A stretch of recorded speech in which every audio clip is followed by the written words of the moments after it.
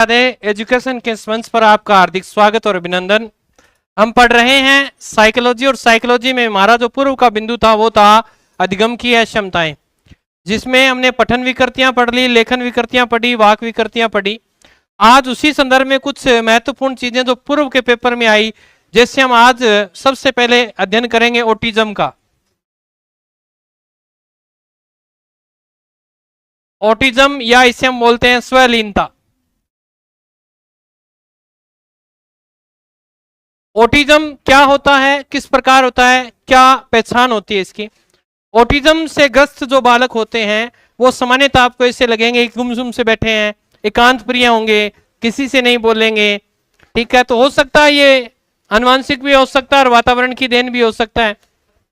तो ऑटिज्म से संबंधित पूर्व के पेपरों में ये प्रश्न पूछे जाते हैं, तो आप इस बात का ध्यान रखेंगे, ऑटिज्म या स्वलीनता। तो इसमें उसके बाद में दूसरी बीमारी की बात करें तो एनोरेक्सिया नर्वोसा नाम से जानते होंगे आप। ये भी प्रश्न पूर्व के पेपर में पूछा गया कि ये बीमारी किससे संबंधित है। तो ये भूख संबंधी विकार है ना। कई बार क्या होता है, लड़के जो होते हैं या लड़कियां होती है सामान्यतः ये कई तो बहुत ज्यादा खाते हैं, मात्रा में बहुत ज्यादा मात्रा में खा लेते हैं, और कई बालक ऐसे होते हैं जो शरीर ना बढ़ जाए इस चक्कर में कम खाते हैं। तो वो भूख संबंधी विकार है, जिसे नर्वोसा बुलिमिया है ना इस नाम से जाना जाता है। तो ये क्यों है, कई बार तो क्या होता है लड़कियां ज्यादा खा लेती हैं तो जीरो फिगर रखने के चक्कर में फिर उल्टियां करती हैं, दवाई वगैरह औषधियों के माध्यम से वो बाहर निकालती हैं खाई हुई चीज को। तो इस प्रकार की जो हैबिट्स हैं ये, तो ये इनसे प्रश्न पूछ लेता है कि स्वलीनता के संबंध में कौन सी यूनिवर्सिटी सर्च कर रही है। तो एक टीच नाम की है कैरोलिना के अंदर, वो इस पर रिसर्च कर रही है पूरी अच्छी तरह से। और क्या है, प्रोजेरिया क्या है ना, कम उम्र में बुढ़ापे के लक्षण दिखना। इस प्रकार की दो चार बातें और रह गई थी, वो हमने पठन विकृतियां तो पढ़ ली, इसलिए आज उनसे ही संबंधित हम पढ़ लेते हैं पहले ये अन्य महत्वपूर्ण तथ्य जहां से प्रश्न में पेपर में प्रश्न बन जाते हैं। उसके बाद में अपन पढ़ेंगे निर्मितवाद। ठीक है, आपके स्पेशल आपने तो नहीं बताया मुझे, तो निर्मितवाद वैसे मैंने करवा दिया, निर्मितवाद हो गया आपका, बस उसे प्रकाश में लाने की आवश्यकता है। चीज तो सारी हो गई, सिर्फ लिखाने की आवश्यकता है। तो निर्मितवाद भी पढ़ेंगे, उसके बाद में हम ब्रूनर का सिद्धांत पढ़ लेंगे या सुबेल का पढ़ लेंगे। ठीक है, तो आवश्यकता नहीं है, घबराना मत, आपको कुछ नहीं छोड़ेंगे, सिर्फ आपका दिमाग छोड़ेंगे आपके पास। ओके, पढ़ने वाला आप होने चाहिए। तो यहां लिखेंगे सबसे पहले महत्वपूर्ण तथ्य ऑटिज्म। हाँ, जीरो फिगर ऑटिज्म लिखिए। स्वलीनता,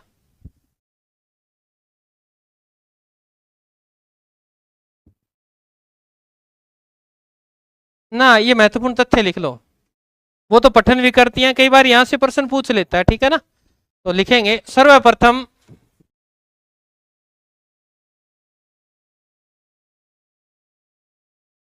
ऑटिज्म, सर्वप्रथम ऑटिज्म के बारे में, ऑटिज्म के बारे में केनर ने बताया। विद्वान का नाम याद रखना है, क्या नाम है, तो पूछ सकता है ऑटिज्म पर खोज किसने की, तो किसने की है, केनर ने। ठीक है, तो लिखें ऑटिज्म ग्रस्त बालक, ऑटिज्म ग्रस्त बालक गुमसुम सा प्रतीत होना। आज 2 बजे हुई तो कम हो गए ना अपने आप ही। एकदम अकेला सा महसूस करना,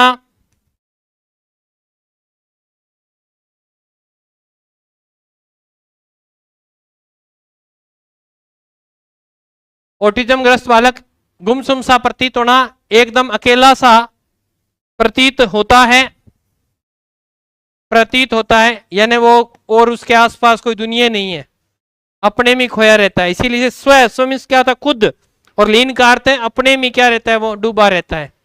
ओके, तो ऐसा आपको नहीं करना है। यह बालक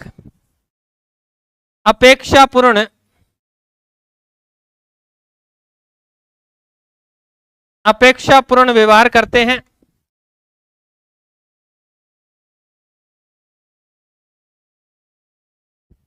कैसे भाई, अपेक्षापूर्ण व्यवहार कैसे, आपने कहा कि बेटा जा पानी लेके आ, खड़े होंगे, पानी आपको दिया, वापिस बैठ जाएंगे। आपने कहा वो चीज लेके आ, जाएंगे लेके आएंगे, वापिस बैठ जाएंगे। यानी अपने पास से कुछ भी चीज है, जितना मशीन जैसे स्वचालित होती है ना, बटन दबा, डाटा दिया आपको और आपने उतना काम किया, फिर बैठ गए, तो वो क्या है, अपेक्षापूर्ण व्यवहार करते हैं। लिखे इनमें सामयिक स्थिरता, फीलिंग्स मर जाती है इनकी, सामयिक स्थिरता,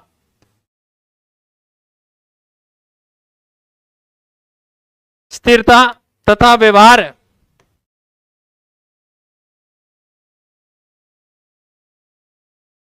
कुशल का अभाव पाया जाता है। व्यवहार कुशल का अभाव पाया जाता है।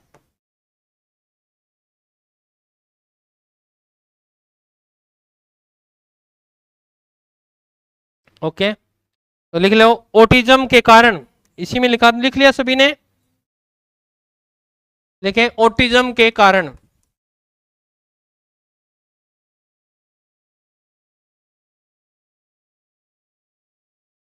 नंबर 1 लिखें सामाजिक अलगाव,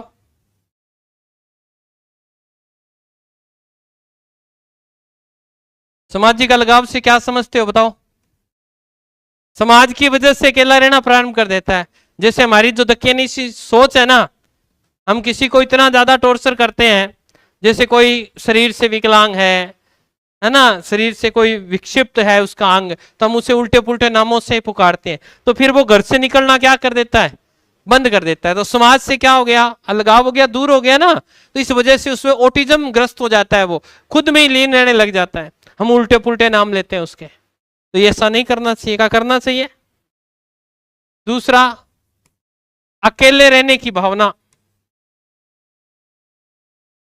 अकेले रहने की भावना, तभी तो कहते हैं क्या बनाने चाहिए दोस्त।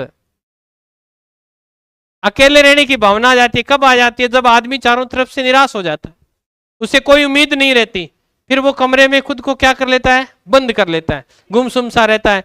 और ऐसा अगर हो जाता है तो बालक लगभग सुसाइड की तरफ बढ़ता है, नकारात्मकता की तरफ बढ़ता है। तो ऐसे बालकों को फिर नहीं करना चाहिए, क्यों? ज्यादा से ज्यादा क्या बनाए, फिर मित्र बनाने चाहिए। अकेले रहने की भावना 2-3 परिस्थितियों में आती है, या तो फिर कोई ज्यादा जिससे लगाव था वो छोड़ के चला गया, है ना, हमें छोड़कर जाओगे बड़ा पछताओगे, ऐसा हो जाए तो रहने लग जाता है।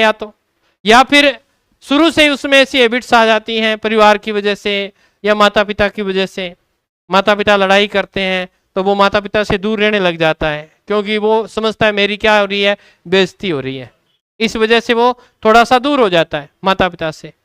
ऐसा भी होता है ना कि हम ज्यादा माता पिता को समझाने का प्रयास करते हैं, इतना बड़ा हो गया क्या तू जो हमें समझाएगा, तो फिर वो क्या करता है, मैं तो कोचिंग बाहर करूंगा, घर से बाहर निकलने का प्रयास करता है, तो फिर अलगाव यानी समाज से दूर हो जाएगा, परिवार से दूर हो जाएगा, तो ये चीजें भी आ जाती हैं। तो अलग रहने की भावना, हाँ। उसके बाद में लिखे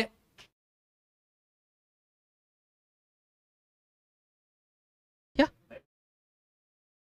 हाँ लाइब्रेरी दिख रही होगी, वंशानुगत, कोई आने वाला है क्या?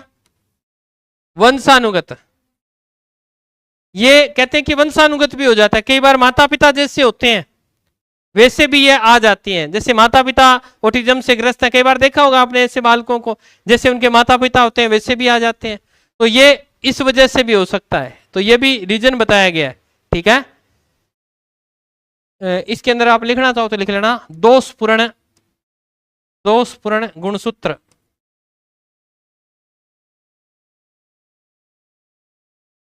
चौथा लिख लें दूषित वातावरण।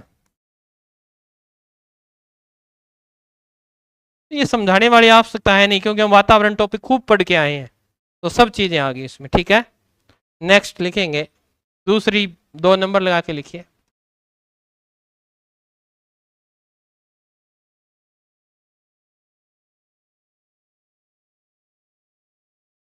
एनोरेक्सिया नर्वोसा, एनोरेक्सिया भी बोल देते हैं, एनोरेक्सिया भी बोल देते हैं, वो इंग्लिश के वर्ड हैं। ठीक है, क्या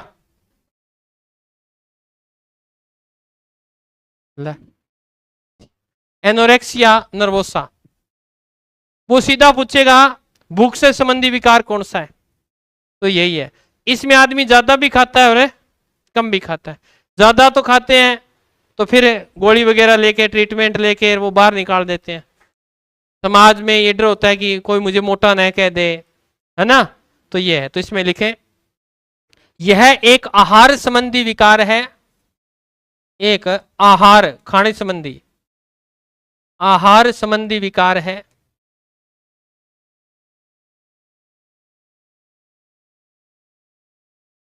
आहार संबंधी विकार है। स्वस्थ शारीरिक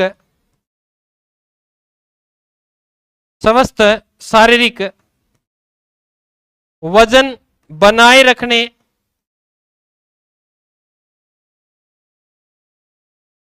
से इनकार, स्वस्थ शारीरिक वजन बनाए रखने से इनकार और स्थूलकाय हो जाने के डर से, और स्थूलकाय हो जाने के डर से व्यक्ति में दोनों ही आ जाएंगे, ठीक है ना। व्यक्ति खाना पीना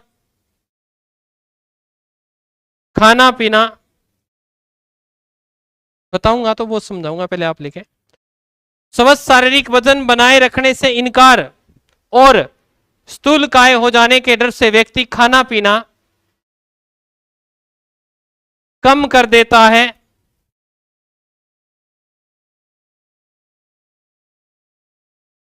कम कर देता है।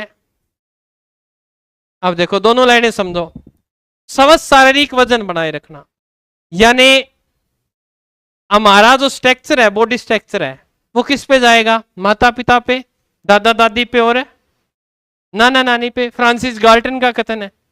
हम देखते हैं हमारे परिवार में सारे ही क्या हैं, मोटे मोटे हैं, और हम कहते हैं नहीं भैया मैं तो पतला रहना चाहता हूं, तो वो क्या कर देगा? स्वस्थ शारीरिक वजन जो उसका एक्चुअल होना चाहिए उससे क्या कर देगा? खाना पीना कम कर देगा।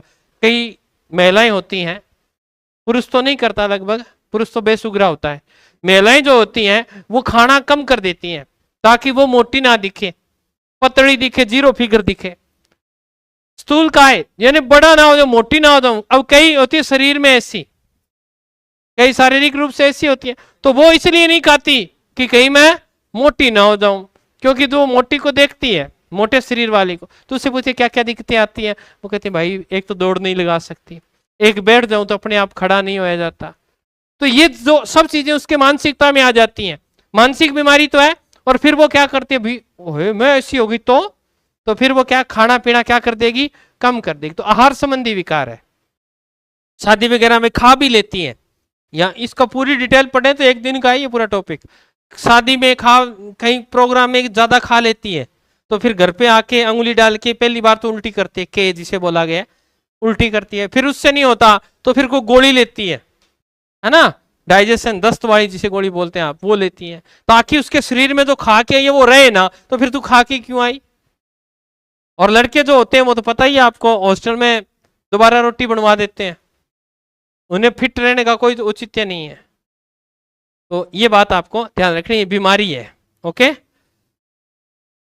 तीसरी लिखें ऑप्टिक एट्रोफी। ये आया था आपके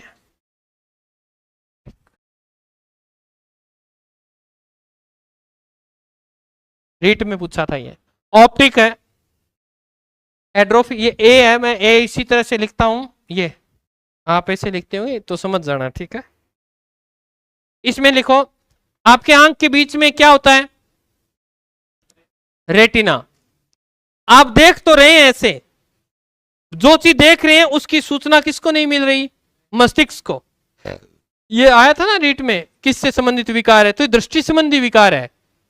इसमें दिख रहा है परंतु वो सूचना मस्तिष्क तक है नहीं पहुंचती। तो ऑप्टिकल लिखा नहीं होता, चश्मा वाली दुकानों पे क्या लिखा होता है? वो आप तुक्का भी लगा सकते थे रीट में, परंतु लगाया नहीं, इतना दिमाग चलता कहां है। तो लिखें ऑप्टिक एट्रोफी, लिखें दृष्टि संबंधी विकार है, दृष्टि संबंधी विकार है।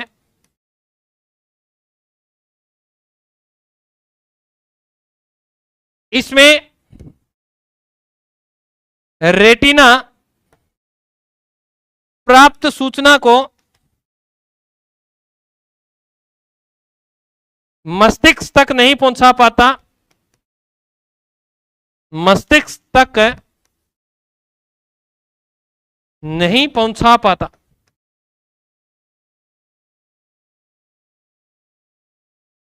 ओके, फिर हाइप्रोपिया आया था क्या? तुम्हें याद ही नहीं है, पहली बार तैयारी कर रहे हैं गुरुजी। चौथा लिखो,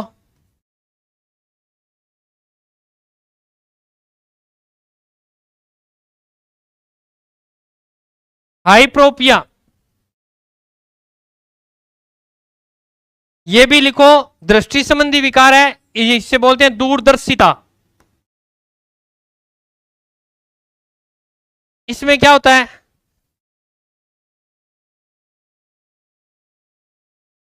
इसमें क्या होता है? आसपास की वस्तु धुंधली दिखाई देने लग जाती है और दूर की वस्तु साफ दिखती है। तो लिखें, इसमें आसपास की वस्तुएं धुंधली दिखाई देती हैं। इसमें आसपास की वस्तुएं धुंधली दिखाई देने लग जाती हैं, धुंधली दिखाई देने लग जाती।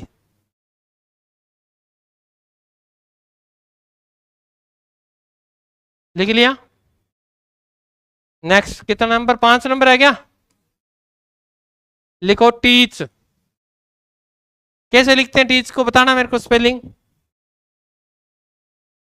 CH होता क्या ऐसे?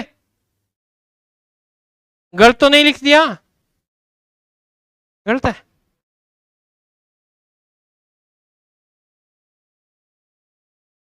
ये गलत है क्या? ये सही है, लिख लो। ये सही है, लिखें। उत्तरी कैरोलिना में टीच नाम का विश्वविद्यालय है, इसी नाम का जो मैंने लिखा है। मैं तो आपकी परीक्षा ले रहा था कि आपके याद है क्या। उत्तरी कैरोलिना, कैरोलिना में स्थापित विश्वविद्यालय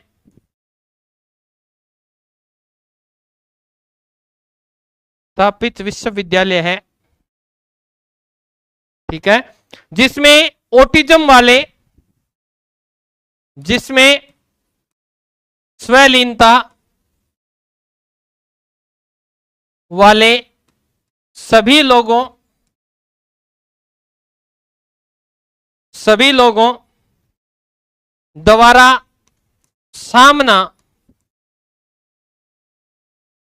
की जाने वाली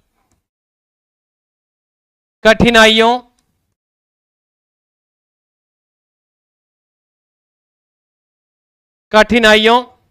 का समाधान, कठिनाइयों का समाधान किया जाता है, या उसी के लिए डिजाइन की गई है ये, ठीक है ना। कौन सी? टीच यूनिवर्सिटी जो है। लिखें, टीच पद्धति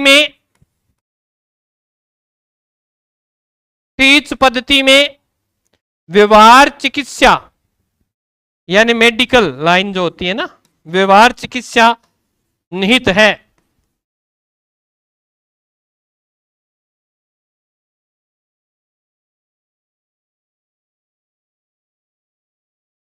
ओके, अब एक आई थी ADHD, आई थी क्या?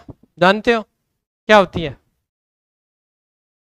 अटेंशन डिसऑर्डर, ऐसा नाम है उसका है? चल लिखो, कोई बात नहीं, लिखते हैं। कितने नंबर? 6 नंबर। हाँ, टीच नाम है कॉलेज का।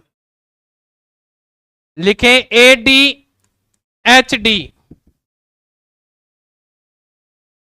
ठीक है। अटेंशन, पूरा लिख लेना इसको। डेफिसिट हाइपर एक्टिविटीज,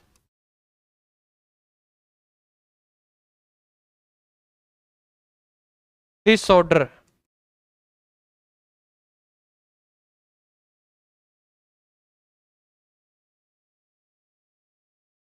डिसऑर्डर, ओ है ये, सी नहीं है।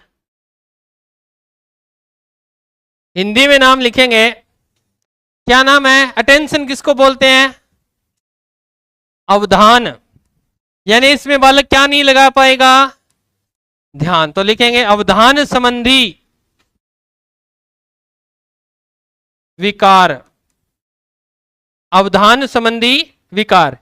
पूरा नाम लिखे, जैसे अटेंशन को लिखते हैं ध्यानाभाव, ठीक है। एवं अति सक्रियता, एवं अति सक्रियता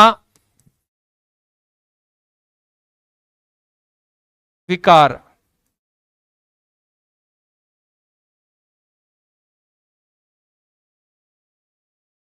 ध्यानाभाव अति सक्रियता विकार है, ये तंत्रिका तंत्र से जुड़ा हुआ विकार है, जिसका इलाज मैंने आपको पहली 1-2 क्लासों में बता दिया होगा, बताया था ना।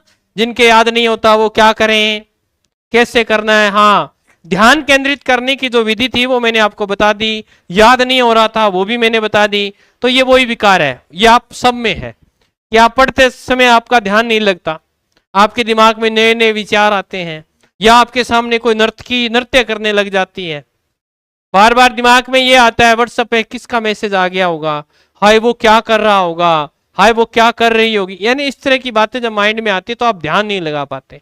तो ये आपके अंदर एक बीमारी है, इसका इलाज करवाओ। लिखो, तंत्रिका तंत्र से जुड़ा हुआ विकार है, नई लाइन से लिखना, तंत्रिका तंत्र से जुड़ा हुआ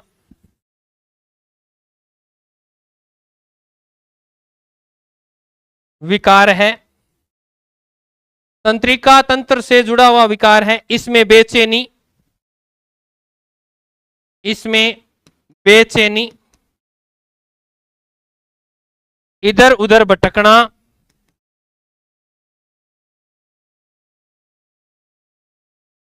छत पर चले गए वापस नीचे आ गए, फिर सो गए, फिर खड़े हो गए, ऐसा, ठीक है। इधर उधर भटकना, दोषपूर्ण व्यवहार,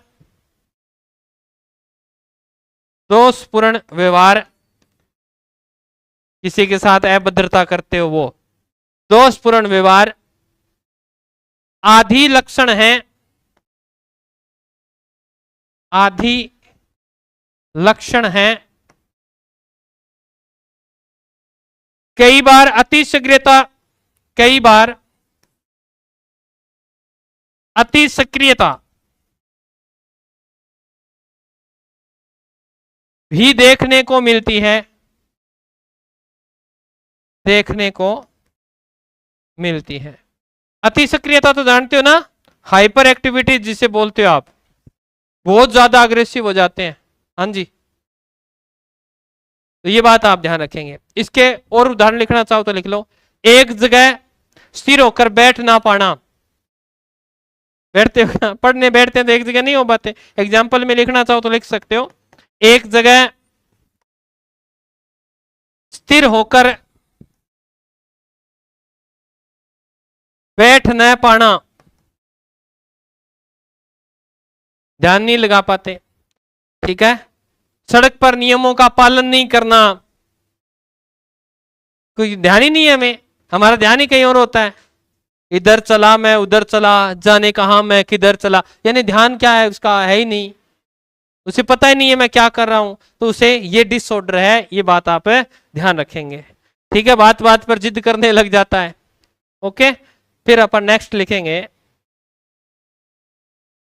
बुलिमिया नर्वोसा, बुलिमिया नर्वोसा। ध्यान रखना, हिंदी में पूछता है वो इसको, तो इसको हिंदी में भूख को क्या बोलते हैं? बैठा है क्या कोई हिंदी वाला? क्षुधास्यता, बार बार खाने की प्रवृत्ति संबंधी विकार, बार बार लिख लेना, बार बार खाने संबंधी प्रवृत्ति विकार। कई होता है ना जिनका मुंह चलता ही रहता है, ठीक है, वो है क्या आप में से कोई? कोई नहीं है? 8वां लिखें प्रोजेरिया, ये तो सारे ही बैठे हो। प्रोजेरिया लिखो, कम आयु में बुढ़ापे के लक्षण। कम आयु में बुढ़ापे के लक्षण कैसे? बालों का सफेद होना, ये है सारनू मोटो। कोई जरूरी नहीं है बालों का सफेद। मैं आपको 12 साल का बालक दिखा दूं, बुढ़ा हो गया वो, उसके बाल सफेद हैं, ये नहीं। चेहरे से पता चल जाता है, ठीक है। उसकी मानसिकता से पता चल जाता है, वो शानी शानी बातें करने लग जाए वो, ठीक है। यहाँ चमड़ी थोड़ी लूज हो जाएगी, यहाँ सड़ा पड़ जाएगी, ऐ चीजा बेड़ी होने लग जाएगी।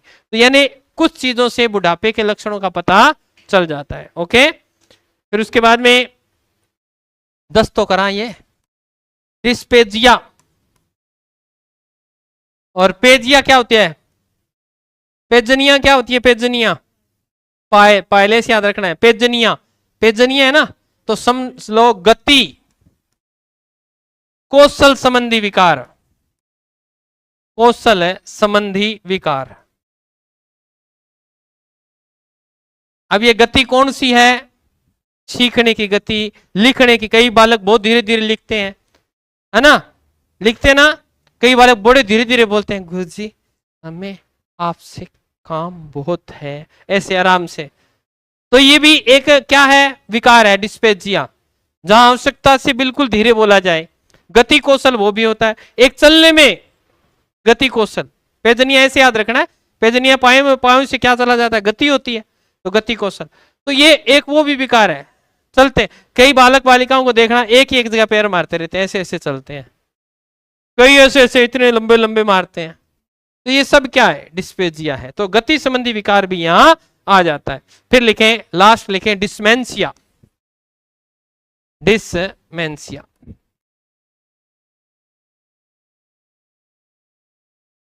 डिस्मेंसिया क्या होता है? जो आप में हो रहा है। अब लिखें स्मरण शक्ति, स्मरण शक्ति यानी मेमोरी जो है आपकी, ठीक है। स्मरण शक्ति वह चिंतन का कमजोर होना, थिंकिंग, चिंतन का कमजोर होना।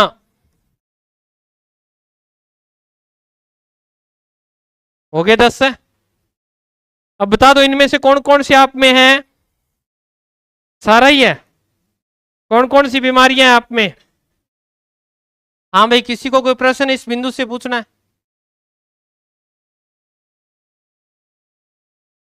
नहीं है? चलो तो चलो फिर अपन पढ़ते हैं डेविड आसुबेल का सीखने का, क्योंकि ये जैसे ही मैं करवाऊंगा निर्मितवाद वहां काम आएगा। तो लिखें डेविड, कुछ नहीं है, आसुबेल का सीखने का सिद्धांत।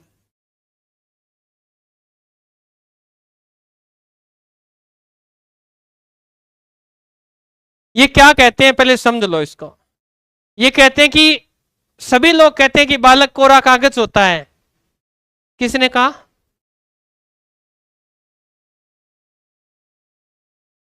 ये परिभाषा वाटसन की है।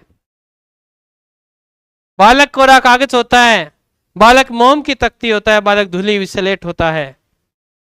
नहीं पता, पढ़ा ही नहीं। टेबुला रसा, जॉन लॉक नहीं करवाया, अब कह दो करवाया नहीं।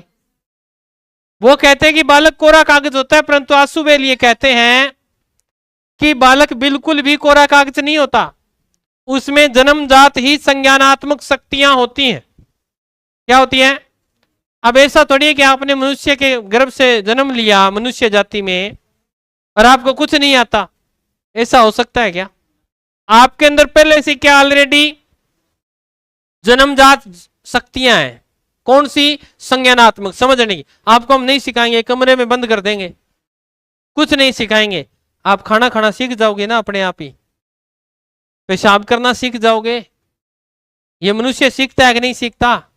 पशु तो हर जगह ही कर देता है। मनुष्य के अंदर, मनुष्य और ना तो बोलना सीखेगा, नहीं तो उम्मा करना तो सीखेगा। उसके अंदर पहले से क्या है? जन्मजात शक्तियां हैं। तो ये आसुबेल कहते हैं कि मनुष्य कोई कोरा कागज नहीं है, उसमें पहले से क्या होती है, संज्ञानात्मक शक्तियां होती हैं, और उन्हीं शक्तियों को हम क्या करेंगे, बाहर निकालना होता है।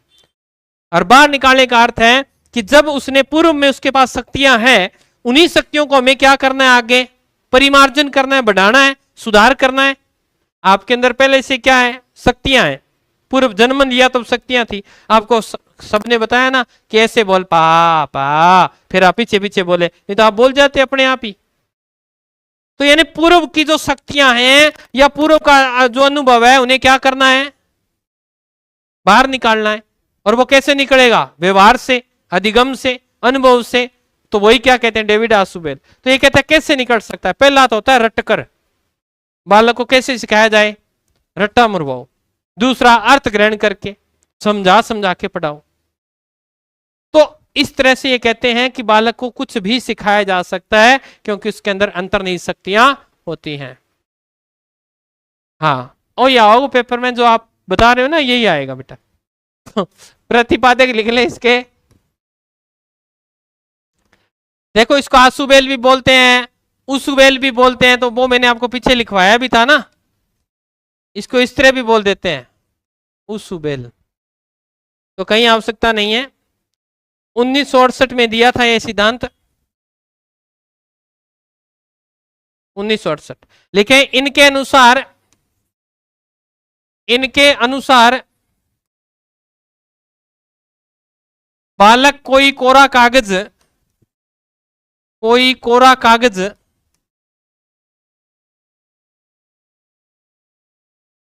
नहीं होता है। इनके अनुसार बालक कोई कोरा कागज नहीं होता है, वह संज्ञानात्मक शक्तियां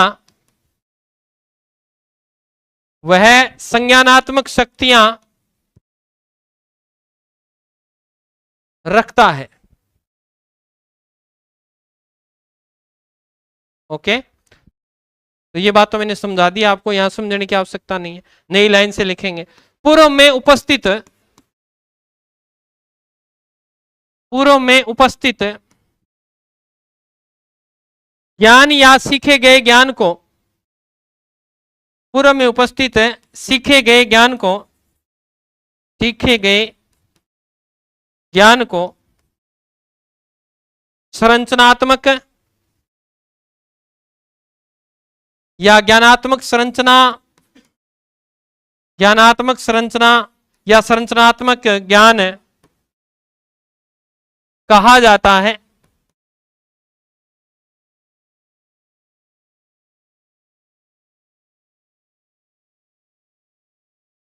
अब लिखना इसके नीचे, नए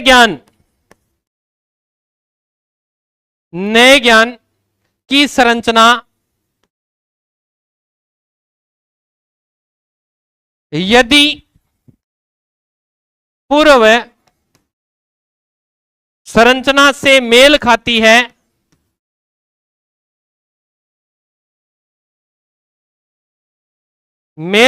है तो बालक उसे ग्रहण कर लेता है।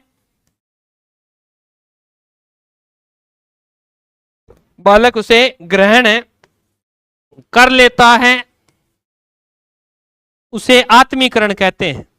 अब ध्यान रखना है, रक्षा युक्तियों में आएगा क्या, आत्मीकरण, कि पहले वाले ज्ञान से क्या हो, नया ज्ञान उससे थोड़ा बहुत मैच करता हो, तो बालक उसको ग्रहण करेगा कि नहीं। पहले आपको सरल ब्याज आता है, बाद में चक्रवर्ती ब्याज आता है, तो पहले वाला काम में आ रहा है तो आप चक्रवर्ती ब्याज को जल्दी सीखोगे, तो वो क्या कहलाएगा, आपका आत्मीकरण। ठीक है, आगे इसी के नीचे लिखें, यदि ऐसा नहीं होता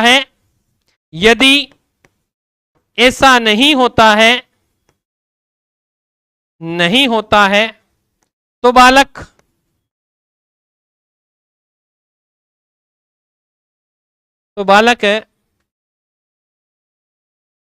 ज्ञानात्मक संरचना में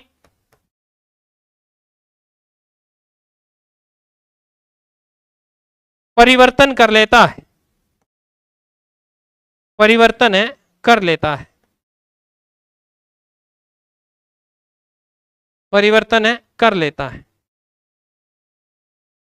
यहां से कुछ नहीं पूछेगा आपको, पूछने वाली लाइनें जो अब आएंगी वहां से प्रश्न पूछेगा।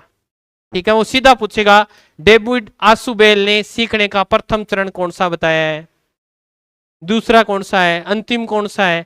तो पहले तो बच्चे को हमेशा क्या करवाया जाता है, अरे रट्टा ही लगवाया जाता है। स्कूल में जाते ही रटाते ही तो है पहले होते हैं। तो सबसे पहले लिखें, यहाँ पर नई लाइन से लिखेंगे, आसुबेल ने सीखने के प्रकार या आसुबेल के सीखने के प्रकार, आसुबेल के सीखने के प्रकार, सीखने के प्रकार। सबसे पहले आप लिखेंगे, क्या लिखें, रट्टा, रटकर सिखाना, रटकर सिखाना। अब इसमें लिखवाऊं या इतना बहुत है, लिखना तो लिख सकते हो। बालक विषय वस्तु को बिना सोचे समझे रट लेता है, बालक विषय वस्तु को बिना सोचे समझे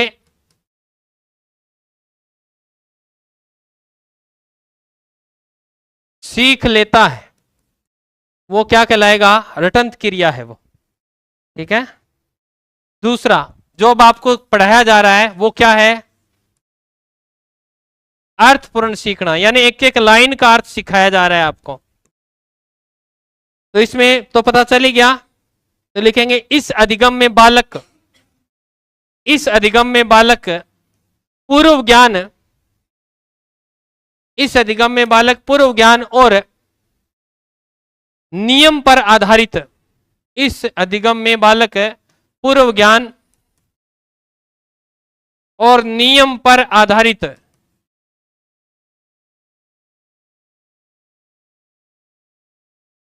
नियम आधारित विषय वस्तु, विषय वस्तु, विषय वस्तु को क्रिया करके, विषय वस्तु को क्रिया करके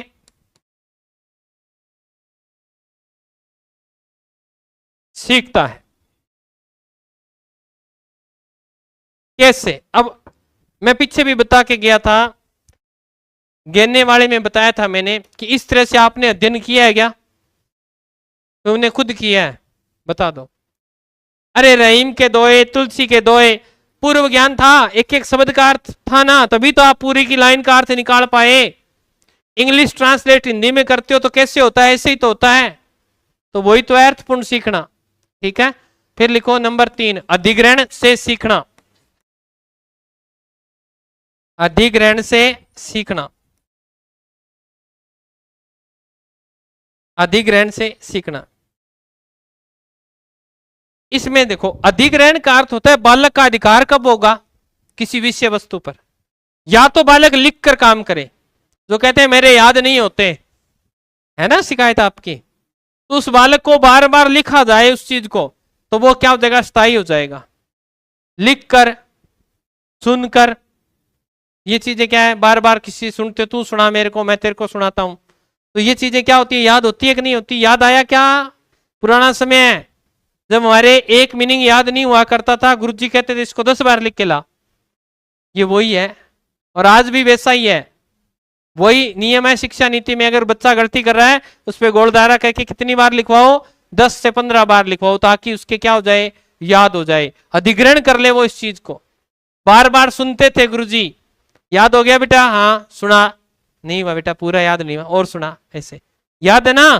तो इसमें लिखें, इसमें बालक विषय वस्तु को, इसमें बालक, इसमें बालक विषय वस्तु को बोलकर या लिखकर, या लिखकर क्रिया करता है, और ऐसा करने से याद रखना, याद बहुत होता है। ठीक है, अतः बालक, अतः बालक सामग्री को, सामग्री को आत्मसात कर लेता है,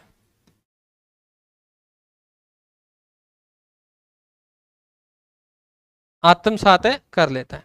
और चौथा, ये तुम्हारे पे आता है, रिष्टिक विधि जो होती है ना, पढ़ी है किसी ने? कौन सी है? ये तो भूलता ही नहीं आदमी कभी भी।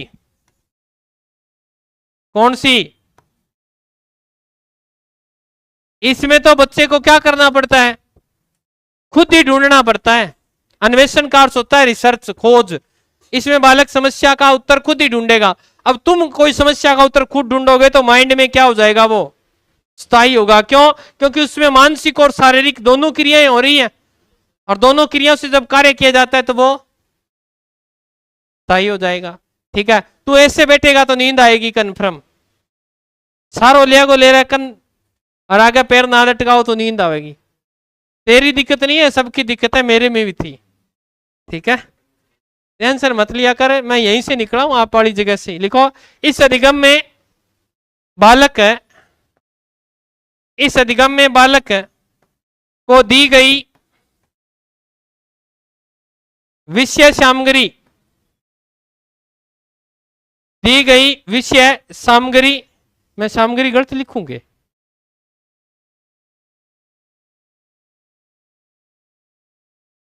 यहां आएगा, हाँ ऐसे। सामग्री को स्वयं खोज करके सीखता है, को स्वयं खोज करके सीखता है।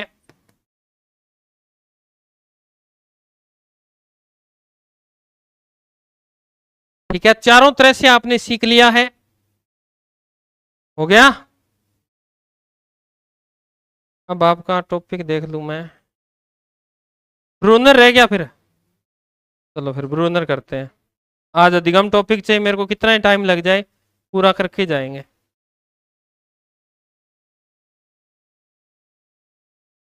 तो मेरा तो टाइम जितना है आप चल जा सकते हैं, मेरे को तो ऑनलाइन करा दूं मैं तो।